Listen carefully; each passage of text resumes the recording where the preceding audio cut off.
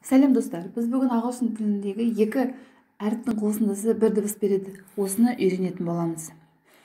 Бірінші мысал, the 20th of September. Бұл жерде the артиклі, the дыбысы T мен H-тің қосындысынан, яғни T мен H әріптерінің қосындысынан the бір ғана дыбыс беріп тұр екен.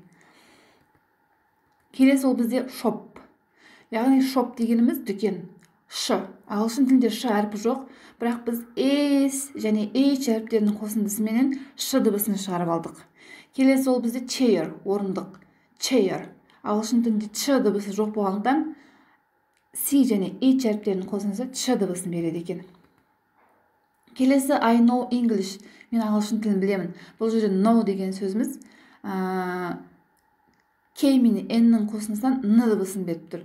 Бұл жерде K-N-O-W деп жазылғанменен біз оны know деп оқимыз. Бұл да бір ағылшын тілінің бір ерекше сырлары. Келесі бізде ол long way, яғни ұзақ жол. N мен G-дің қосындысы ң дыбысын береді. Келесі бізде clock.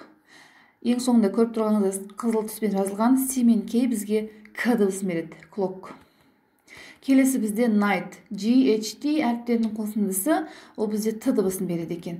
Келесі ол бізде B. Бұл жерде екі И-ді көріп тұрсаңыз, ол И деп оқылатын болады.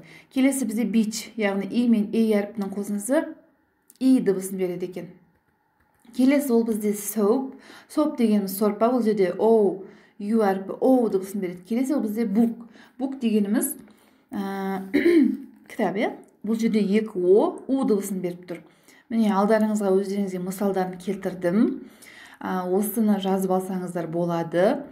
Міне мына жерде де формулалар менен нақты мысалдары. Осыны жаттап алыңыздар достар.